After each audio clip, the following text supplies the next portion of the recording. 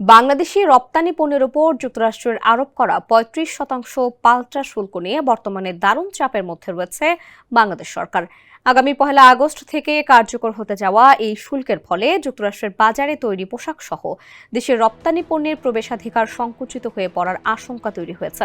শুল্কের কারণে তৈরি পোশাক, হোম টেক্সটাইল, চামড়া, হালকা প্রকৌশল সহ একাধিক খাতে অর্ডার বা ক্রয় আদেশ এরই মধ্যে কমে আসতে শুরু করেছে বলে সংশ্লিষ্ট ব্যবসায়ী সংগঠনগুলো জানিয়েছে। বিশেষ করে তৈরি পোশাক রপ্তানিকারকরা বলছেন, তাদের অনেক ক্রেতা এখন ভিয়েতনাম, কম্বোডিয়া বা মেক্সিকোর দিকে ঝুঁকছে। এতে যুক্তরাষ্ট্রের শুল্ক চাপ সামাল দেওয়া তাদের পক্ষে কঠিন হয়ে যাচ্ছে।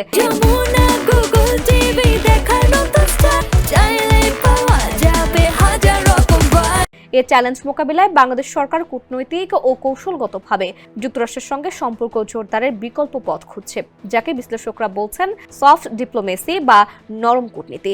এর অংশ হিসেবে সম্প্রতি যুক্তরাষ্ট্র থেকে গম আমদানির প্রস্তাব অনুমোদন দেওয়া হয়েছে। সরকারি ক্রয় সংক্রান্ত মন্ত্রিসভা কমিটির পরিবর্তে কাজ করা উপদেষ্টা পর্যায়ের ক্রয় কমিটির সর্বশেষ বৈঠকে যুক্তরাষ্ট্র থেকে 2,20,000 টন গম আমদানির প্রস্তাব গৃহীত হয়। যুক্তরাষ্ট্রের অ্যাডমেরি ইন্টারন্যাশনাল ইনকর্পোরেটেড থেকে সব গম কেনা হবে সরকার থেকে সরকার G2G পর্যায়ের চুক্তির আওতায়।